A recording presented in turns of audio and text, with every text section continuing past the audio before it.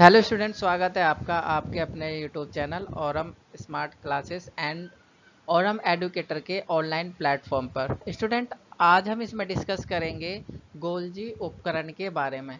इससे पहले हमने अंतद्रव्य जलिका के बारे में डिस्कस किया था। ये कोशिका का दूसरा पार्ट है, मतलब दूसरा भाग है कोशिका का, कि गोल्जी उपकरण क्या कार्य करता है और ये किस तरीके से हमारी सेल के लिए उपयोगी होता है। तो चलिए चलते हैं और गोल्जी के बारे में पढ़ते हैं। तो सबसे पहले गोल्जी के हम कुछ इन्फॉर्मेशन ले लेते हैं गोल्जी के बारे में, कि जो गोल्जी है वो कैसा होता है। तो गोल्जी एक झिल्ली का बना हुआ होता है और देखने में ऐसा लगता है बिल्कुल पुटिका की तरह। पुटिका क्या होता है? झिल्ली युक्त पुटिका का मतलब होता है कि वो एक थैले की तरह दिखाई देता है। किसकी तरह दिखाई देता है? एक थैले की तरह दिखाई देता है। और इसमें क्या होता है, ये कोशिकाओं का मतलब क्या होता है, एक पुटिका यानी कि झिल्ली टाइप का बना हुआ होता है। और ये एक ऐसी झिल्लियां होती हैं जो एक दूसरे के ऊपर इस तरीके से समांतर रूप से क्या होती हैं, ये चिपकी हुई होती हैं। एक दूसरे के ऊपर क्या होता है, समांतर रूप से लगी हुई होती है, जैसे कि आपको यहाँ फिगर में दिखाई दे रहा है। तो समांतर रूप से एक दूसरे के ऊपर सजी हुई होती हैं, जिन्हें हम क्या कहते हैं, कुंडिका कहते हैं। मतलब ये एक दूसरे के ऊपर समांतर रूप से जो लगी हुई होती हैं उसे ही कुंडिका कहा जाता है। ये कुंडिका कई बार एग्जाम में पूछा गया है। क्या है? एग्जाम के अंदर पूछा गया है कि कुंडिका किसे कहते हैं। तो यहाँ से इसको क्या करना, समझने की कोशिश करना, और यहाँ से ये इंपॉर्टेंट है तो इसके बारे में देख लेना, समझ लेना, ठीक है।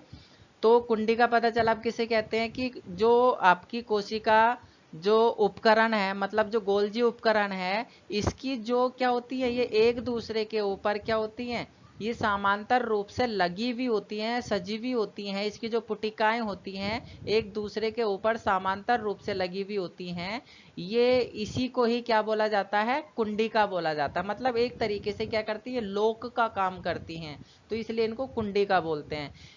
इन झिल्लियों का संपर्क ईआर से होता है, मतलब ईआर से इनका सीधा सीधा जुड़ाव होता है। जो गोल्जी है ये ईआर से सीधा सीधा अटैच होता है, क्योंकि ईआर का काम होता है प्रोटीन बनाना। क्या ईआर का काम होता है? प्रोटीन बनाना। और उस प्रोटीन को ट्रांसफर करने का काम होता है गोल्जी उपकरण का। मतलब हमारी बॉडी के अंदर जितना भी प्रोटीन एक दूसरी के मतलब हमारे शरीर में एक भाग से दूसरे भाग तक पहुंचाना, या फिर जिस कोशिका के जोन से भी पार्ट को किसकी प्रोटीन की आवश्यकता होती है, तो उस प्रोटीन को पहुंचाने का काम गोल्जी का ही होता है, ठीक है। जो गोल्जी है इसकी जो डिस्कवरी करी थी वो कैमिलो गोल्जी ने करी थी। ये एक वैज्ञानिक थे, इटली के वैज्ञानिक थे। इन्होंने सबसे पहले जो गोल्जी जो देखा था वो उन्होंने श्वेत उल्लू यानी कि उल्लू का जो था, सफेद उल्लू जो था उसके ब्रेन में देखा था। उसकी जो कोशिका थी उसमें देखा गया था। और इन्होंने उसके बाद में इसका नाम अपने ही नाम के ऊपर क्या रखा, गोल्जी उपकरण इसका नाम रख दिया था, ठीक है। क्योंकि इनका कैमिलो गोल्जी नाम था तो इन्होंने अपने ही नाम के ऊपर क्या करा था, गोल्जी इसका नाम रख दिया था। अब देखिए जो गोल्जी है, आप देखिए ये है आपका क्या, ये गोल्जी है, ये आपको दिखाई दे रहा है ना, ये ग्रीन कलर का, यही आपका गोल्जी बैग है, ठीक है। यही क्या है, आपका गोल्जी बैग है। तो इसके कार्य के बारे में आप जान लेते हैं। मतलब हमने इसकी स्ट्रक्चर देख लिया, ये किस तरीके से होता है। इसकी डिस्कवरी किसने करी थी? कैमिलो गोल्जी ने करी थी, है ना। अब हम बात करते हैं इसके कार्य के बारे में कि ये काम क्या करता है। तो सबसे पहला काम करता है, लिपिड बनाने में सबसे ज़्यादा हेल्प करता है।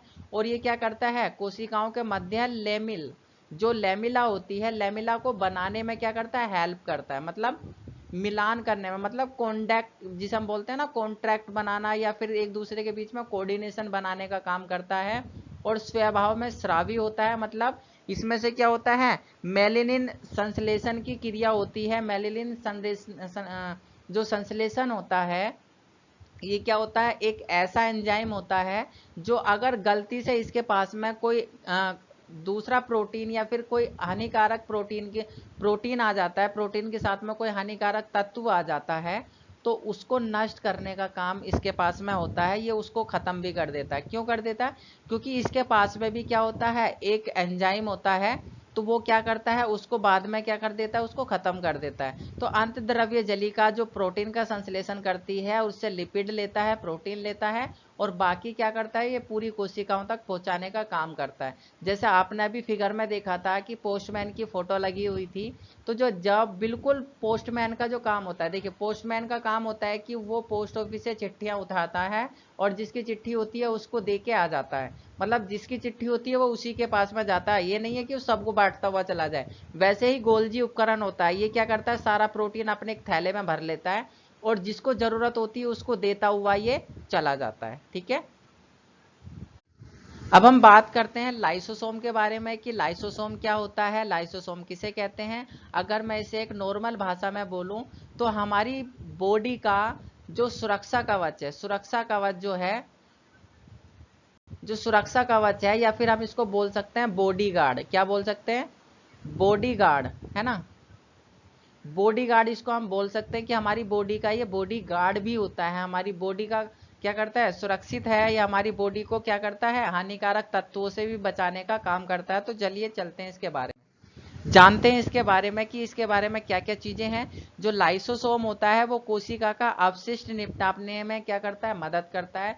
मतलब कोशिका का जो अपशिष्ट पदार्थ होता है, टूटी फूटी कोशिका हो जाती है, कोशिका सड़ जाती है, गल जाती है, टूट कर गिर जाती है, या फिर कोई काम करने लायक नहीं रहती है, तो उसका निपटारा करने का काम कौन करता है, लाइसोसोम करता है।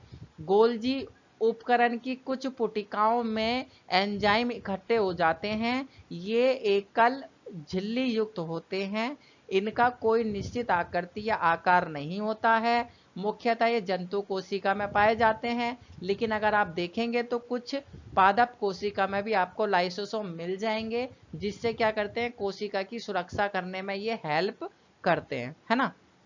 ये लाइसोसोम की फोटो आपको दिखाई दे रही है, ये इस तरीके का होता है। इसके अंदर क्या होता है, ये लिक्विड भरा रहता है। जब इसके अंदर जब इसको बुलाया जाता है कि भाई ये कोशिका डेड हो गई है, टूट फूट हो गई है, मरम्मत करनी है, तो उस कोशिका को अपने एंजाइम के अंदर डालता है। वो एंजाइम बाहर निकलता है, ये कोशिका फटती है और वो अंदर ले लेती है। अंदर लेने के बाद में क्या करती है, उसको पचा देती है, और पचाने के बाद जो प्रोटीन बचता है वो उसको ट्रांसफर कर देती है ईआर को, कि भाई ये प्रोटीन पकड़ो और इसको नई कोशिकाओं को बनाने में इसको आगे ट्रांसफर कर दो। तो लाइसोसोम क्या करता है, ये जो हमारी डेड कोशिका होती है या मरी हुई कोशिका होती है, या प्रोटीन के साथ में, या फिर हमारे शरीर के अंदर जो अनचाहे बैक्टीरिया वगैरह जो आ जाते हैं, उनको खत्म करने का काम लाइसोसोम करता है। इसके कार्य देख लेते हैं, इसके कार्य के अभी पढ़ लेते हैं एक एक करके कि ये क्या करता है। लाइसोसोम बाहरी पदार्थों के कोशिका अंगकों के टूट फूट भाग को पाचित करने में मदद करता है, या उनको साफ करने में मदद करता है। मतलब जो बाहर से कोई पदार्थ कोशिका के अंदर आ जाता है, कोशिका के अंदर आने वाले बाहरी पदार्थ जैसे कि बैक्टीरिया या फिर अन्य भोजन या फिर पुराने कोई अंगक लाइसोसोम में चले जाते हैं, तो उनको छोटे छोटे टुकड़ों में तोड़कर पाचन करने का काम भी लाइसोसोम का होता है। उसके बाद में इसमें क्या होता है, बहुत ही ज्यादा शक्तिशाली पाचनकारी एंजाइम होता है, जो क्या करता है, सभी कार्बनिक पदार्थों को तोड़ देता है और उनका पाचन करने में सक्षम होता है। आपको यहाँ दिखाई दे रहा होगा ये। उसके बाद में जब मेटाबॉलिज्म की क्रिया होती है, जब उपापचय की क्रिया हो रही होती है, उस उपापचय की क्रिया में जो कोशिका भाग लेती है और वो कोशिका क्षतिग्रस्त हो जाती है, मतलब वो कोशिका को टूट फूट हो जाती है, नुकसान हो जाता है, या कोशिका डेड हो जाती है, उस कोशिका को खत्म करने के लिए क्या करता है, जो लाइसोसोम होता है उसकी पुटिका में से एक हानिकारक एंजाइम बाहर आता है, और वो एंजाइम क्या करता है, उस कोशिका को क्या कर लेता है, डाइजेस्ट कर लेता है, उसको पचा जाता है। इसीलिए इसको क्या बोलते हैं, आत्मघाती थैली के नाम से भी इसको जाना जाता है। क्यों, क्योंकि ये अपनी ही कोशिका का पाचन भी कर जाता है। अगर इसको लगता है कि हमारी कोशिका का कोई सा भाग क्या हो रहा है, काम नहीं कर रहा है, या फिर डेड हो गया है, या किसी वजह से उसमें टूट फूट हो गई है, तो उस कोशिका को क्या करता है, ये अपने अंदर लेता है। जैसे आपको यहाँ पर दिखाई दे रहा है, देखिए ये क्या करेगा, ये देखिए ये कोई कोशिका से बाहर कोई टुकड़ा है, ये इसको अपने अंदर लेता है, और उसके अंदर लेने के बाद में क्या करता है, इसका ये फिर पाचन करता है, और पाचन करने के बाद में इसको डाइजेस्ट करके खत्म कर देता है, जिससे कि कोशिका को कोई नुकसान नहीं हो पाता। ठीक है, अब हम बात करते हैं माइटोकॉन्ड्रिया के बारे में। जो माइटोकॉन्ड्रिया है इसे पावर हाउस ऑफ सेल कहा जाता है, मतलब कोशिका का बिजली घर भी इसको कहा जाता है। क्यों कहा जाता है? क्योंकि हमारी बॉडी को एनर्जी देने का काम कौन करता है? माइटोकॉन्ड्रिया करता है। अगर हमारे एरिया में लाइट चली जाती है तो वो सबसे पहले देखा जाता है कि लाइट क्यों गई, वो इस वहां पर देखा जाता है ट्रांसफार्मर पे। अगर ट्रांसफार्मर ठीक है तो लाइट कहीं ना कहीं दिक्कत होगी, अगर ट्रांसफार्मर फूक जाता है तो पूरे एरिया में लाइट खत्म हो जाती है। तो मतलब हमारी बॉडी का इसको ट्रांसफार्मर भी बोल सकते हैं कि भाई माइटोकॉन्ड्रिया हमारी बॉडी का ट्रांसफार्मर है, जो कि क्या करता है, हमारी बॉडी को एनर्जी प्रोवाइड करता है। देखते हैं कैसे कराता है। तो माइटोकॉन्ड्रिया के बारे में हम जाने कि माइटोकॉन्ड्रिया क्या होता है। कोशिका का बिजली घर भी कहा जाता है, क्योंकि ये एनर्जी प्रोवाइड कराता है, ऊर्जा देता है। किसको? कोशिका को ऊर्जा देता है। और ये क्या होता है, एक दोहरी झिल्ली के द्वारा घिरा हुआ होता है। ये पहली झिल्ली है और इसके अंदर ये आपको दिखाई दे रहा है डिजाइन, ये दूसरी झिल्ली है। मतलब ये दो झिल्लियों से घिरा हुआ होता है। एक झिल्ली इसकी चिकनी होती है और छिद्र युक्त होती है, जो बाहर वाली झिल्ली होती है। और जो उसकी आंतरिक परत होती है वो वलित होती है, मतलब बहुत ही ज्यादा सॉफ्ट होती है, जो कि अन्य कार्य करने में मदद करती है। इसके अंदर आपने देखा होगा, इसके अंदर बहुत सारी चीजें होती हैं। इसके अंदर खुद का डीएनए भी होता है। इसकी अलग अलग तरीके का कोशिका के अंदर क्या होता है, अलग अलग तरीके के आकार के क्या होते हैं, संरचनाएं पाई जाती हैं, जिन्हें माइटोकॉन्ड्रिया कहा जाता है। इसी के अंदर जो अलग अलग टाइप की जो संरचनाएं हैं, इन्हीं को ही माइटोकॉन्ड्रिया बोला जाता है। अगर मैं आपको बोलूं कि माइटोकॉन्ड्रिया देखने में किसकी तरह दिखाई देता है, तो माइटोकॉन्ड्रिया देखने में एक चप्पल की तरह दिखाई दे रहा है। देखो ये आपको क्या है, एक चप्पल की तरह नजर आ रहा है।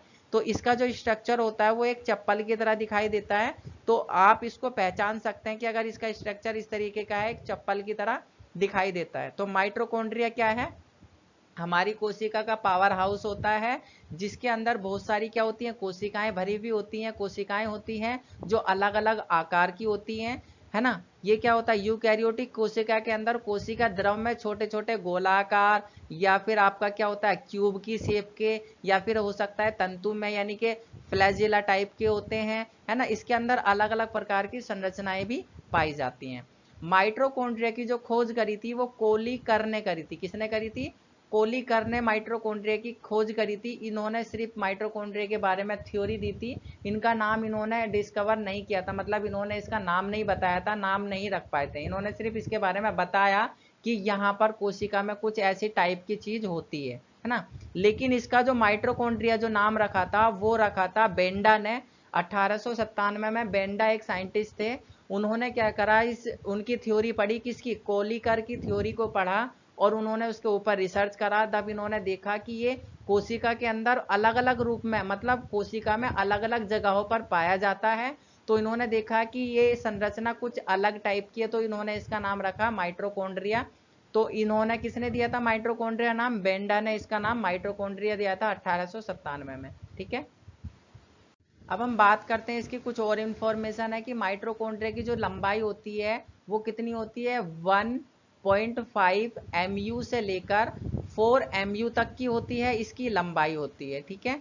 और जो इसका व्यास होता है वो 0.5 से लेकर 1.0 MU तक होता है। अब आपके माइंड में ये आ रहा होगा कि सर ये MU का मतलब क्या होता है, मतलब ये जो MU है इसका मतलब क्या होता है। तो जो इसका मतलब होता है वो देखिए क्या होता है, MU is a unit of mass. मतलब MU क्या होता है, एक यूनिट ऑफ मास होती है, जिसमें क्या होता है, एक MU इज इक्वल टू होता है 0.001 mm होता है। यानी कि एक MU किसके बराबर होता है, 0.001 के 1 mm के बराबर क्या होता है, एक MU होता है। ठीक है। माइटोकॉन्ड्रिया मैंने आपको बता दिया दोहरी झिल्ली से घिरा हुआ होता है। और सबसे मेन चीज क्या होता है, माइटोकॉन्ड्रिया में ऑक्सीजन जो होता है वो ऑक्सीजन की अभिक्रिया को संपन्न करने में क्या करता है, सबसे बड़ा अहम रोल यही निभाता है। मतलब कोशिका जब श्वसन करती है, श्वसन की क्रिया करती है, तो उस क्रिया में सबसे बड़ा जो रोल निभाता है वो माइटोकॉन्ड्रिया ही निभाता है। माइटोकॉन्ड्रिया जंतु और पादप कोशिकाओं में पाए जाने वाली एक संरचना होती है, लेकिन ये क्या होता है, नीली और हरी शैवाल तथा कुछ बैक्टीरियाओं, जो बैक्टीरिया होते हैं उनकी कोशिकाओं में नहीं पाया जाता। क्यों नहीं पाया जाता, वो अलग तरीके के क्या होती है कोशिकाएं होती है जिसमें माइटोकॉन्ड्रिया काम नहीं करता, उनका कार्य कुछ अलग तरीके का होता है। माइटोकॉन्ड्रिया की जो जो क्रिस्टी होती है उसकी जो सतह है वो आंतरिक झिल्ली पर क्या होती है, उस पर छोटे छोटे छोटे छोटे छिद्र होते हैं। आपको दिखाई दे रहे हैं यहाँ पर क्या होता है, ये छोटे छोटे छिद्र होते हैं, ये छोटे छोटे क्या होते हैं डॉट होते हैं। इनको क्या बोला जाता है F1 कण या फिर ऑक्सीसोमस, क्या बोला जाता है ऑक्सीसोमस कण कह के नाम से इनको जानते हैं। और ये जो ऑक्सीसोमस कण होते हैं इनको क्या बोलते हैं, ये है ना बाहिर्गमन, मतलब इधर उधर मूव करने में माइटोकॉन्ड्रिया को हेल्प करते हैं। जो ऑक्सीसोमस होते हैं, जो F1 कण होते हैं, ये क्या करते हैं माइटोकॉन्ड्रिया को मूव करने में क्या करते हैं हेल्प करते हैं। ठीक है, ये आपको दिखाई दे रहा है, ये डीएनए होता है, इसके अंदर क्या होता है इंटर मेम्ब्रेन होती है, आउटर मेम्ब्रेन होती है, साइटोम होता है इसके अंदर, मतलब राइबोसोम भी इसके खुद के होते हैं। तो ये सारी चीजें क्या होती है माइटोकॉन्ड्रिया के अंदर पाई जाती है। अगर हम इसकी बात करें कि माइटोकॉन्ड्रिया के क्या क्या कार्य होते हैं, तो सबसे पहला काम देखते हैं कि जीवन के लिए आवश्यक विभिन्न रासायनिक क्रियाओं को करने के लिए जो एनर्जी की जरूरत होती है, उस एनर्जी को देने का काम माइटोकॉन्ड्रिया का होता है। वो हमें एटीपी की फॉर्म में क्या करता है एनर्जी प्रोवाइड कराता है। एटीपी का मतलब होता है एडिनोसिन ट्राइफॉस्फेट, एडिनोसिन ट्राइफॉस्फेट इसका पूरा नाम है। ये ऊर्जा को क्या करता है हमारे शरीर को ऊर्जा देता है। दूसरा काम होता है माइटोकॉन्ड्रिया बहुत ही अद्भुत अंग है। क्यों है, क्योंकि ये ये क्या करता है, इसका खुद का अपना डीएनए होता है और अपना राइबोसोम होता है, जिससे ये क्या करता है प्रोटीन स्वयं बना लेता है। कहते हैं ना कि आत्मनिर्भर भारत, तो वैसे ही आत्मनिर्भर माइटोकॉन्ड्रिया है ना। माइटोकॉन्ड्रिया क्या करता है, ये प्रोटीन के ऊपर किसी के और के ऊपर डिपेंड नहीं रहता, इसको किसी के ऊपर भरोसा नहीं है। ये कहता है कि भाई मैं अगर ऐसा काम कर रहा हूँ, पूरी एनर्जी देने का काम कर रहा हूँ, तो मैं खुद का डीएनए रखूंगा और खुद ही मैं खाने के लिए प्रोटीन बनाऊंगा। तो इसके खुद के राइबोसोम होते हैं, आपको पता है कि राइबोसोम में ही प्रोटीन का संश्लेषण होता है। तो इसके पास में खुद का डीएनए होता है, राइबोसोम भी होता है ना, जो कि प्रोटीन बनाने में हेल्प करता है। माइटोकॉन्ड्रिया में सभी खाद्य पदार्थों का ऑक्सीकरण होता है, इसीलिए क्या होता है इसको पावर हाउस ऑफ सेल कहा जाता है, मतलब कोशिका का बिजली घर इसको इसीलिए कहते हैं क्योंकि ये खाद्य पदार्थों को ऑक्सीकरण में बदल देता है।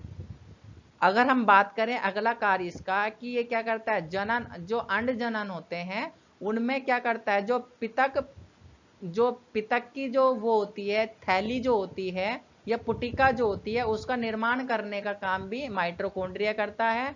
और माइटोकॉन्ड्रिया विलय का निर्माण, जो कि माइटोकॉन्ड्रिया में शुक्राणु जनन के समय निकलते हैं, वो भी किसका काम करता है, वो भी माइटोकॉन्ड्रिया ही करता है। मतलब जो शुक्राणु होते हैं उन शुक्राणुओं को आगे किस तरीके से मूव करना है, वो जो उसके अंदर लिक्विड जो होता है उसको बनाने का काम भी कौन करता है, माइटोकॉन्ड्रिया ही करता है।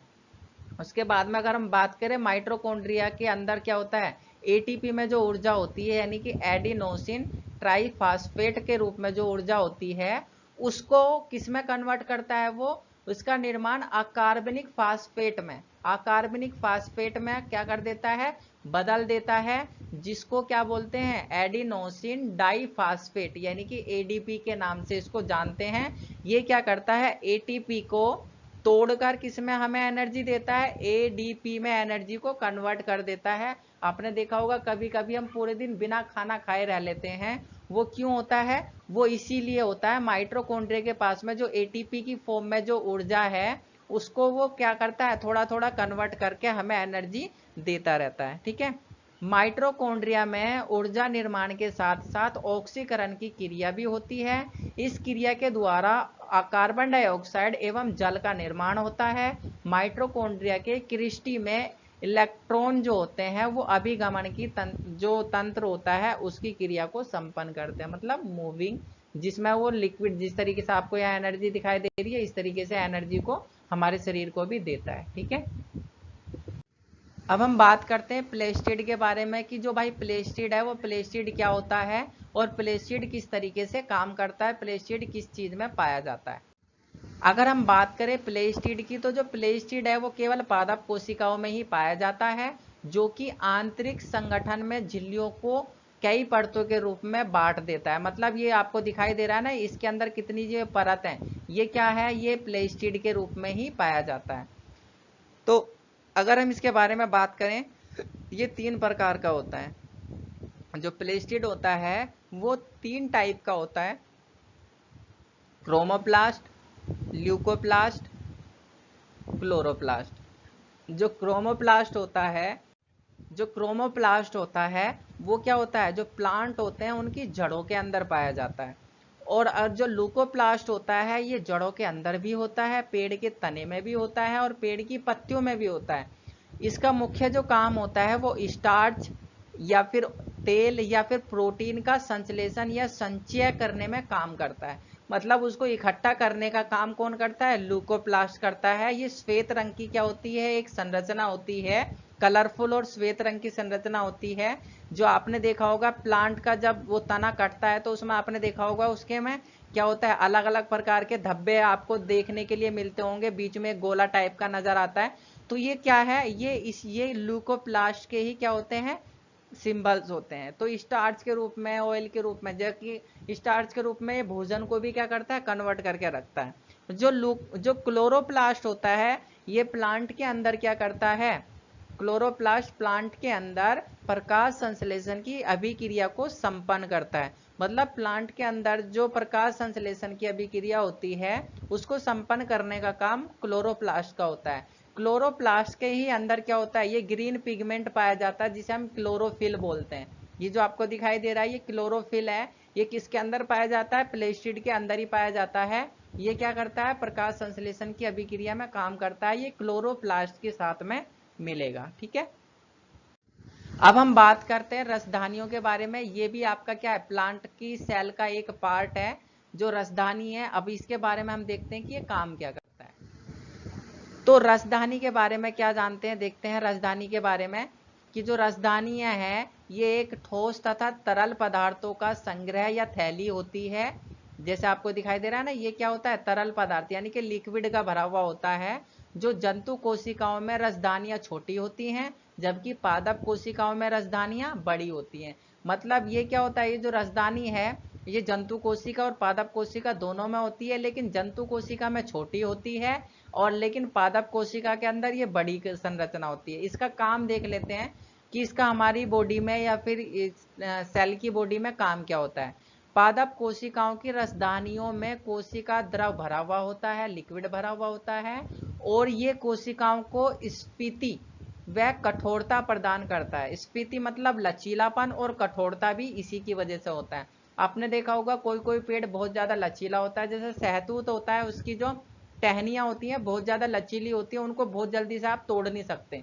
लेकिन कुछ ऐसे प्लांट्स होते हैं जिनको आप आसानी से तोड़ सकते हैं, है ना। उसके बाद में कुछ कोशिकाएं होती हैं वो क्या होते हैं, एक कोशिकीय जो जीवों में विशिष्ट रसधानियां क्या होती हैं, आंतरिक जल तथा कुछ अपशिष्ट पदार्थों को शरीर से बाहर निकालने का काम भी करती हैं। मतलब जो एक कोशिकीय सेल जो होती हैं, एक कोशिकीय जो जीव होते हैं उनके अंदर क्या होता है, आंतरिक जल, यानी कि जब उनके अंदर कोई लिक्विड हो जाता है और लिक्विड को बाहर निकालना और उसको अंदर लेने का काम भी किसका होता है, रसधानियों का ही होता है। तो ये काम थे किसके, हमारे कोशिका अंगक के कार्यों के। आई होप कि आपको यह सारे कार्य अच्छे से समझ में आए होंगे और सारे जितने भी अंग थे आपको आप अच्छे से समझ में आपने कर लिए होंगे, अच्छे से समझ लिए होंगे और आपने नोट भी कर लिए होंगे। अगर आपको कोई लगता है कि कोई डाउट है या फिर आपको दोबारा सुनना है या समझ में नहीं आया है तो आप वीडियो को रिपीट कर सकते हैं। और अगर आपको लगता है कि आपको फिर भी कोई डाउट है तो आप मुझे क्या कर सकते हैं, डाउट आप अपना पूछ सकते हैं, आप मुझे डाउट भेज सकते हैं, मैं आपको वो पूरा डाउट क्लियर करा दूंगा। तो हम मिलेंगे आपको नेक्स्ट वीडियो में, तब तक हंसते रहिए, मुस्कुराते रहिए। जय हिंद, जय भारत।